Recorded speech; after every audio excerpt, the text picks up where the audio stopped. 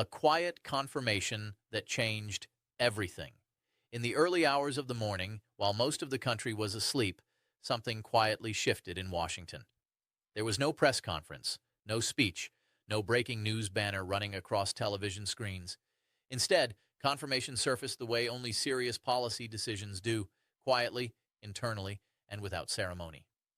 Just after 2 a.m., updated Treasury guidance confirmed approval of the revised $2,000 tariff rebate structure. This wasn't a rumor, it wasn't speculation, and it wasn't a political promise waiting for votes. It was a completed administrative step, signed off without fanfare by the White House and routed through the U.S. Department of the Treasury. That quiet timing matters, because when decisions move this way, late night, internal, and procedural, it usually means discussion is over and execution is beginning. For seniors living on fixed incomes, this moment carries more weight than headlines might suggest. The $2,000 rebate isn't framed as a new stimulus bill. It's funded by existing tariff revenue, money already collected from imported goods. That distinction allows adjustments without reopening political battles in Congress. What changed overnight wasn't just a dollar amount. What changed was direction. A program that once focused on workers and middle-income households has now shifted its attention toward those with the least flexibility, retirees whose monthly checks must stretch further each year while prices continue rising. This confirmation didn't arrive loudly, but it arrived decisively, and for many older Americans it signals that the system has begun to move quietly, carefully, and with purpose. Why seniors quietly moved to the front of the line. To understand why seniors suddenly moved closer to the front of this program, we have to look beyond politics and headlines. This shift did not happen because of speeches or public pressure. It happened because the data finally caught up with reality. Inside the U.S. Department of the Treasury, analysts reviewed updated cost of living data tied to tariffs, inflation, and household spending. What those numbers showed could no longer be ignored. Seniors, especially those living on fixed incomes, were absorbing price increases faster and with far fewer options to adjust. Grocery bills rose quietly, week after week. Utility costs crept upward. Prescription copays nudged higher. For working households, these increases are painful, but sometimes manageable through extra hours or supplemental income. For retirees, there is no overtime. There is no second shift. A fixed monthly benefit means every increase lands heavier. For years, the original structure of this rebate program assumed workers would feel tariff pressure first. But the revised reports told a different story. Seniors were not just feeling the impact, they were feeling it sooner and more sharply. That realization changed the question policymakers were asking. Instead of focusing only on who qualifies, they began asking who has the least room to recover if waiting continues. And when that question changed, priorities changed with it. This wasn't about favoritism, it was about vulnerability, about recognizing that retirement for many Americans is no longer a season of comfort. It's a careful balancing act. And for the first time in this program's design, that reality reshaped the review process itself. The new priority lanes. Explained simply, when Treasury officials reshaped the rebate program, they didn't just add seniors to the end of an existing list. They rebuilt the review process itself, and they did it in a way that better reflects real financial pressure in everyday life. The system now operates using what can best be described as priority lanes. These lanes are not about favoritism. They are about timing, deciding whose situation requires earlier attention. The first lane is designed for households with the least financial flexibility. Many seniors fall into this category, especially those whose income comes almost entirely from Social Security, supplemental security income, or disability benefits. When income does not change but prices do, even a small increase can disrupt everything. These cases are now reviewed earlier, not because they are more deserving, but because delay carries greater risk. The second lane includes households that still qualify but have slightly more room to manage short-term costs. Their reviews continue steadily, just not at the fastest pace.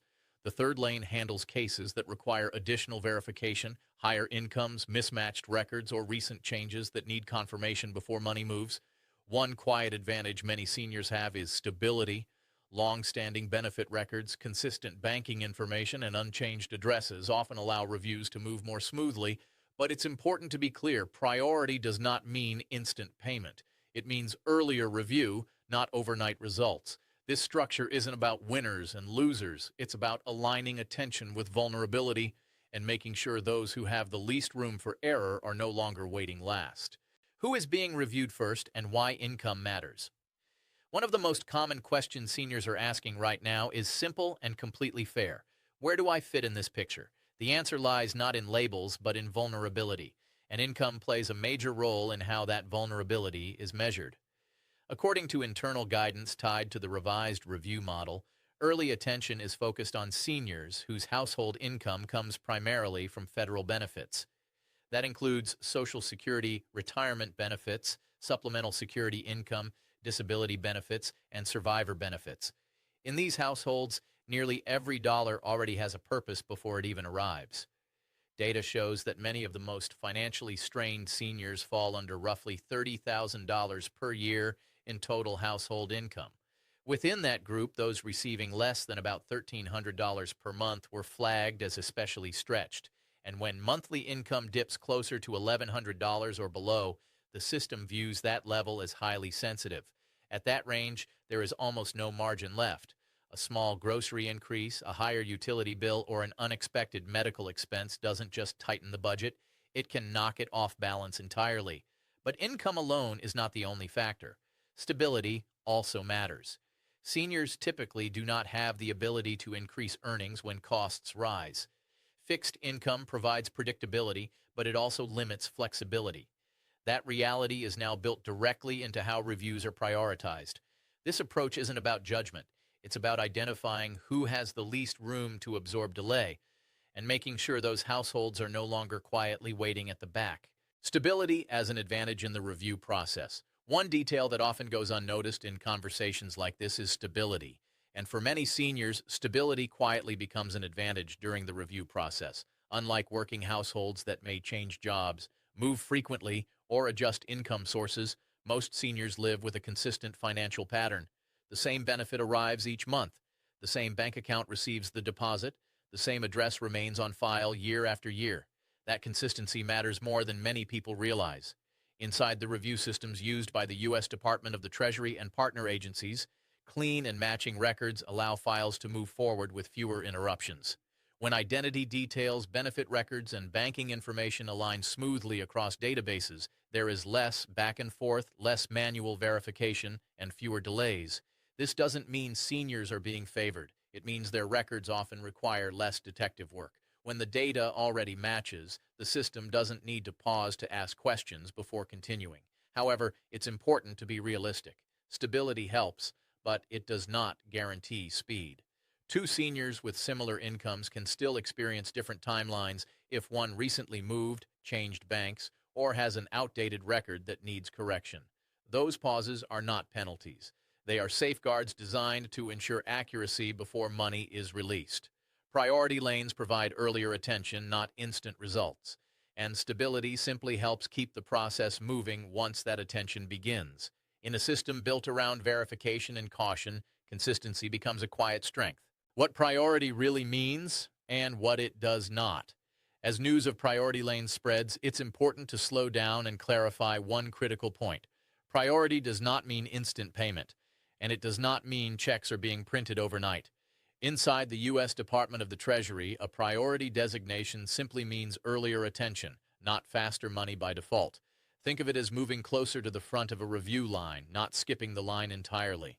Even within the priority lane, the process still follows a careful sequence. Eligibility models must finish running. Records must be matched across databases. Payment methods must be verified. Only after those steps align does the distribution process begin. This careful pacing is intentional. When public funds are involved, accuracy matters more than speed. Sending money to the wrong account, the wrong address, or the wrong person creates far more problems than waiting a little longer to get it right. For seniors, this can feel frustrating. Budgets are already tight. Waiting can feel heavy.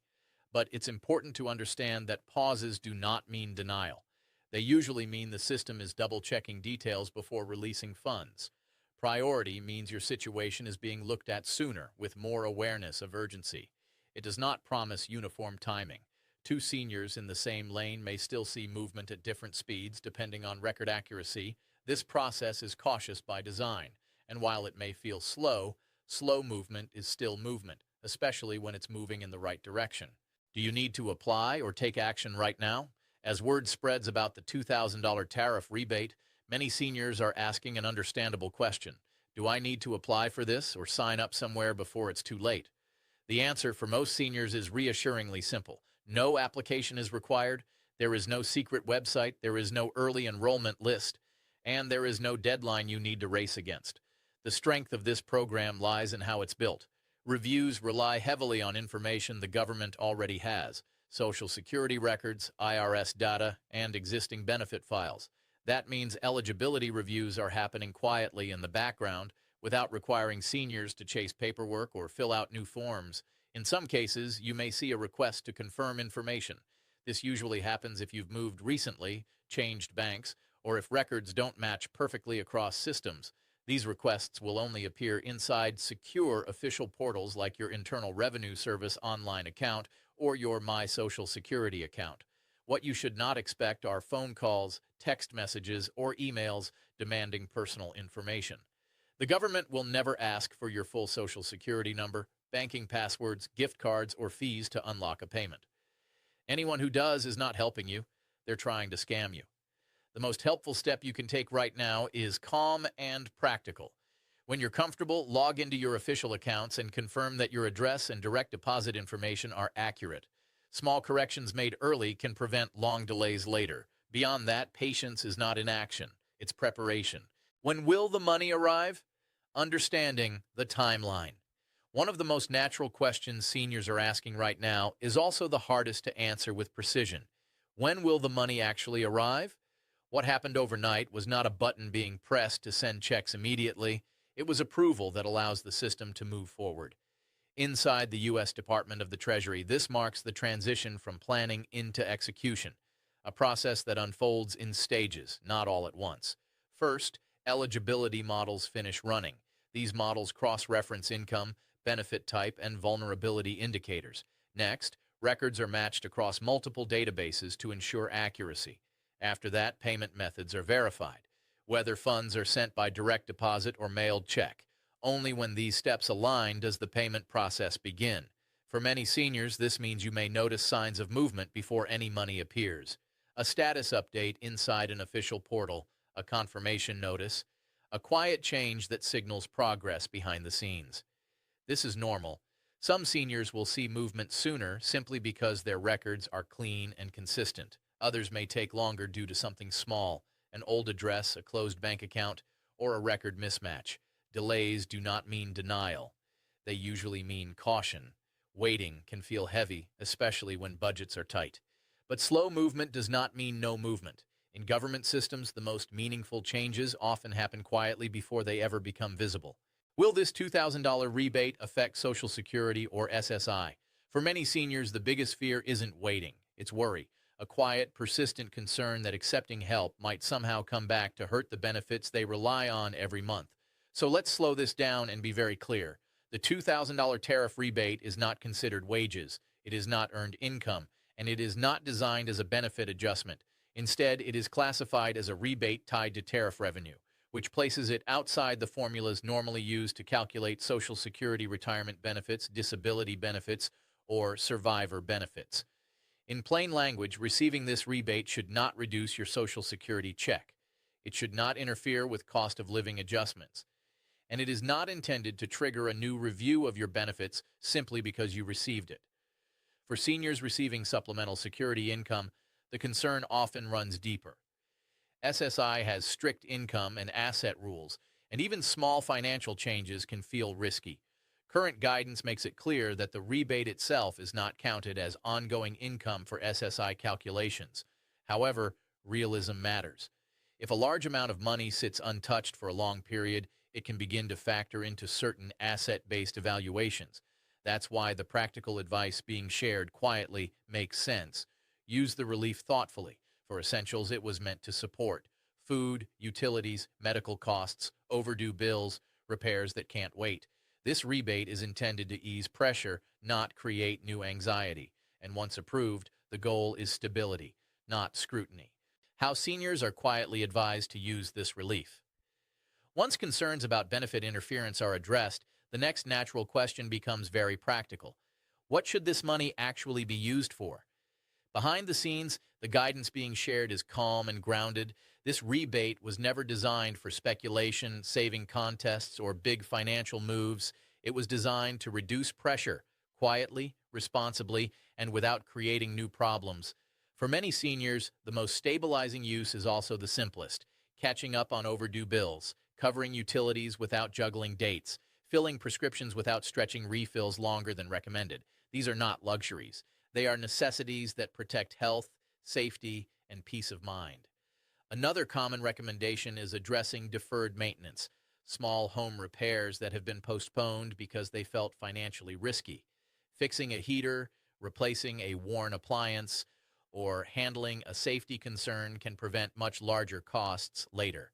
For those receiving supplemental security income, thoughtful use matters even more. Spending the rebate on essentials helps avoid complications tied to asset limits while delivering the relief it was meant to provide. What's notably absent from official guidance is urgency. There is no pressure to spend recklessly or immediately. The goal is stability, not speed. When money has a purpose, it creates calm. When it sits surrounded by fear and uncertainty, it creates stress. This rebate is meant to help seniors breathe easier, not to turn relief into another source of worry. Used wisely, it becomes what it was always intended to be: a cushion, not a complication. Why receiving this rebate does not put a target on you. One of the quiet fears many seniors carry, even if they rarely say it out loud, is this: if I receive this money, will it put a target on my back? It's an understandable concern. Years of warnings about audits, overpayments, and benefit reviews have taught many retirees to be cautious. But in this case, the structure of the program matters. The eligibility review for the $2,000 tariff rebate happens before any payment is ever issued. That means decisions are made quietly, internally, and in advance. Once a payment is approved and released, the intent is not to reopen your file or create new scrutiny. The goal is relief, not investigation. This rebate is not tied to ongoing reporting requirements. It does not automatically flag your account, and it does not invite audits simply because you received it. In fact, the systems used are designed to minimize disruption, especially for seniors whose records are already stable and consistent. Fear spreads quickly online, often fueled by misinformation.